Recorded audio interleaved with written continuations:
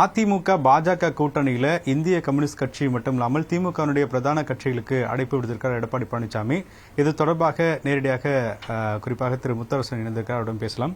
Sir, அதிமுகவுடைய பொதுச் செயலாளர் எடப்பாடி பழனிசாமி குறிப்பாக திமுக இருக்கக்கூடிய பிரதான கட்சிகளுக்கு அழைப்பு விடுத்திருக்கிறாரு. கம்யூனிஸ்ட் கட்சி நேரடியாகவே அந்த அழைப்பு வந்திருக்கு, எப்படி பாக்குறீங்க?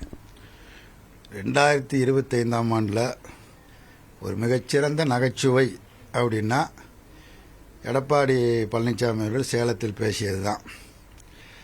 ஒரு மோசமான ஒரு வகுப்புவாத பிற்போக்குத்தனமான ஒரு கட்சியோட தமிழ்நாட்டிற்கும் தமிழ்நாட்டு மக்களுக்கும் தொடர்ந்து துரோகம் இழைத்து வரக்கூடிய, வஞ்சகம் செய்யக்கூடிய ஒரு கட்சியோடு தான் சேர்ந்தது மட்டுமல்லாமல் மற்ற கட்சிகளையும் வர வேண்டும் என்று அழைப்பு விடுத்திருப்பது மிகுந்த நகைப்புக்குரியது மட்டுமல்ல, எங்கள் அணிக்கு வந்தால் நாங்கள் ரத்தன கம்பளம் விரித்து வரவேற்போம் அப்படின்னு சொல்லியிருக்கிறாரு.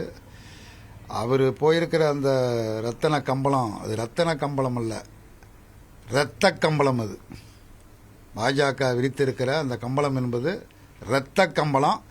அந்த இரத்த கம்பளத்தில் இவர் போய்கிட்டு இருக்காரு. அது தான் போகிறது மட்டும் பத்தாது, நீங்களும் வாங்கன்னு அழைக்கிறாரு. இரத்த கம்பளத்தில் அவரே பயணம் செய்யட்டும், அவரோட யாரும் பயணம் பண்ண மாட்டாங்க. இப்போ கடந்த காலங்களில் திமுகவும் கூட்டணி வச்சது, அப்போ இனிச்சது இப்போ கசக்குதான்ற மாதிரி எல்லாம் விமர்சனம் வைக்கிறாரு.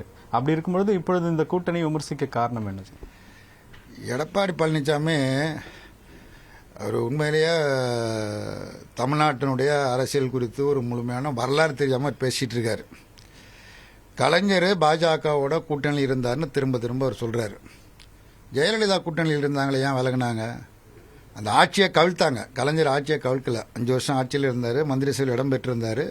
இருந்துட்டு கடைசியாக தான் சொன்னார், இது பெரிய ஆபத்து, இது ஆக்டோபஸ், இது அப்படியே எல்லாரையும் கொன்று குவித்து விடக்கூடிய ஒரு அமைப்பு, அதனால் அதோட நான் அரசியல் உறவு கொள்ள மாட்டேன் அப்படின்னு கலைஞர் பகிரங்கமாக அறிவித்தது எல்லோருக்கும் தெரியும்.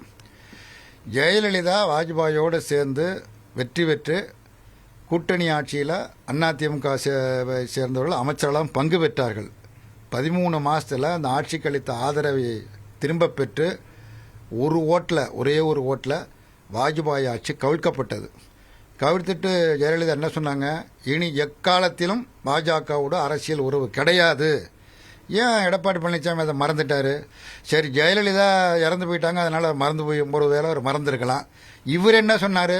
சென்ற நாடாளுமன்ற தேர்தலுக்கு முன்னாடி பாஜகவோடு இனி நாங்கள் அரசியல் உறவு கொள்ள மாட்டோம், அது ரொம்ப மோசமான கட்சி, தமிழ்நாட்டை வஞ்சிக்குது, தமிழ்நாட்டை பழிவாங்குது அப்படின்னு நாள்தோறும் பேசினாரா இல்லையா? இப்போ என்ன இனிக்குது என்கிற தமிழ்நாட்டு மக்களுடைய கேள்விக்கு எடப்பாடி தான் பதில் சொல்லணும். இப்போ சமீப காலத்தில் கம்யூனிஸ்டுகள் தொடர்ச்சியாக போராட்டங்களை தவிர்த்துட்டாங்க அப்படிங்கிற விமர்சனத்தையும் வைக்கிறாரு. ஏன் தொடர்ந்து இந்த கூட்டணியில் அசிங்கப்பட்டுட்டே இருக்கிற மாதிரி ஒரு சூழலை நீங்கள் ஏன் இருக்கிறீங்க, நாங்கள் அழைப்பு எடுக்கிறோன்னு சொல்கிறாரு. அது என்ன காரணத்துக்காக? எங்கள் அசிங்கம் குறித்து அவர் கவலைப்பட வேண்டிய அவசியம் அவருக்கு இல்லை. அசிங்கப்பட்டு போயிருப்பது நீங்கள் எடப்பாடி பழனிசாமி தான். இது நான் சொல்லல, அந்த கட்சிக்காரங்களே சொல்கிறாங்க. பாரதிய ஜனதா கட்சியோடு கூட்டணி சேர்ந்தது தவறு அப்படின்னு அந்த கட்சியில் இருக்கிற முக்கியமானவங்க பகிரங்கமாக பேட்டி கொடுக்குறாங்க. கட்சி தொண்டர்கள் சொல்கிறாங்க. இன்னைக்கு அசிங்கப்பட்டு போய் தன்னை தற்காத்து கொள்வதற்கு தான் அந்த பிரச்சார இயக்கத்தெல்லாம் மேற்கொள்கிறாரே தவிர எங்கள் அசிங்கம் குறித்து அவர் கவலைப்பட வேண்டிய அவசியம் இல்லை. நாங்கள் போராட்டம் நடத்துகிறோமா நடத்தலையான்னு தமிழ்நாட்டு மக்களுக்கு தெரியும். அதை தீர்மானித்து அதை மதிப்பீடு செய்யக்கூடிய அளவிற்கு இவர் ஒரு பொருத்தமான தலைவர் கிடையாது. முதல்ல இப்போ தொடர்ந்து வைக்கக்கூடிய விமர்சனத்தில் ஒன்று, தொடர்ந்து இதே அளவுக்கான சீட்டு தான் கொடுப்பாங்க, திமுக கூட்டணியில் குறைந்த அளவுக்கான சீட்டு தான் கிடைக்கும் அப்படிங்கிற விமர்சனம் வைக்கிறாரு. அதே அளவு சீட்டு கிடைத்தாலும் திமுக கூட்டணியில் நீடிக்கணும் அப்படிங்கிற உறுதியோட கம்யூனிஸ்ட் கட்சி இருக்கா? எங்களுக்கு எத்தனை சீட்டு திமுக கொடுக்குது, எத்தனை சீட்டு நாங்கள் வாங்கி எடப்பாடி ஏன் கவலைப்படணும்? முதல்ல அவர் தன்னை காப்பாற்றிக்கிறதுக்கான முறையில் முயற்சி பண்ணட்டும். எங்களுக்கு என்ன சீட்டு என்ன கொடுக்கறது போகிறத நாங்கள் அதை பேசி முடிச்சுக்குவோம், சுகமான முறையில் பிடிச்சிக்குவோம். இந்த திமுக தலைமையிலான அமைந்திருக்கிற கூட்டணியும் பிஜேபி அதிமுக கூட்டணியும் ஒன்றும் இல்லை.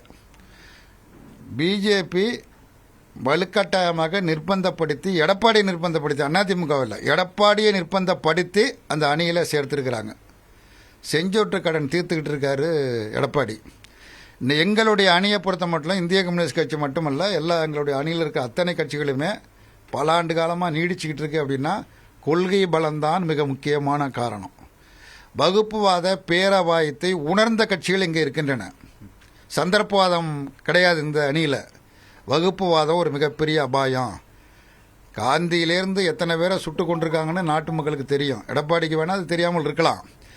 ஆகவே அப்படிப்பட்ட ஒரு வகுப்புவாத கட்சியோடு இந்தியாவினுடைய அரசியலமைப்பு சட்டத்திற்கு எதிராக செயல்படக்கூடிய கட்சி, மதச்சார்பின்மை கொள்கைக்கு எதிராக செயல்படக்கூடிய கட்சி, இன்றைக்கு தேர்தல் ஆணையம் எத்தகைய நெருக்கடிக்கு ஆளாயிருக்கு என்பது பீகார் மற்ற இடங்கள்லேருந்து பார்த்தா தெரியும். இதெல்லாம் பிரச்சனை. இதை பற்றியெல்லாம் எந்த கவலையும் படலை எடப்பாடி பழனிசாமி. ஆனால் கூட்டணி பேசிகிட்டு இருக்கார். ஆகவே எங்களுக்குரிய இடங்கள் மற்றது இவைகளை நாங்கள் மிக சுமூகமான முறையில் நாங்களால் பேசி தீர்த்து கொள்ள முடியும். கடைசி கேள்வியா, பாஜகவுடன் அதிமுக கூட்டணி இருப்பதனால்தான் இந்த ஒரு சந்தர்ப்பத்தை தவிர்க்கிறீங்களா, இல்லாட்டி அதிமுக தனித்து இருந்திருந்தால் ஒருவேளை இதை யோசிச்சிருப்பீங்களா? எடப்பாடி பழனிசாமி பாஜகவோட இருக்காரா இல்லையாங்கிறது மட்டுமே பிரச்சனை இல்லை. ஒரு நம்பகமான தலைவர் கிடையாது. முதல்ல அவர் யார், அவர் முதலமைச்சர் ஆக்குனது யார்? சசிகலா. அந்த அம்மாவுடைய நிலைப்பாடு இன்றைக்கு என்ன? அந்த அம்மா இல்லைன்னா ஒரு முதலமைச்சர் கிடையாதுங்கிறது எல்லாருக்கும் தெரியும். அவர் எப்படி தவழ்ந்து போய் அந்த பதவியை பெற்றார், அந்த அம்மா எப்படி தோளில் தட்டி கொடுத்து இவருக்கு ஆறுதல் சொன்னாங்க அப்படிங்கிறது தெரியும். அந்த அம்மாவுடைய கதி என்னாச்சுது? அது மாதிரி இவருக்கு பக்கபலமாக சட்டசபையில் நம்பிக்கை கோரும் தீர்மானம் வந்த பொழுது ஓபிஎஸ் ஆதரவாக இருந்து வாக்களித்தார். இல்லைன்னா அன்றைக்கே அந்த ஆட்சி கவிழ்ந்து போயிருக்கும். அந்த ஓபிஎஸோட கதி என்னாச்சு என்னங்கிறது தெரியும். முதல்ல அரசியலில் ஒரு நம்பகத்தன்மை என்பது மிக மிக முக்கியமானது. அந்த நம்பகத்தன்மை என்பது எடப்பாடியிடம் முனையளவு கூட கிடையாது.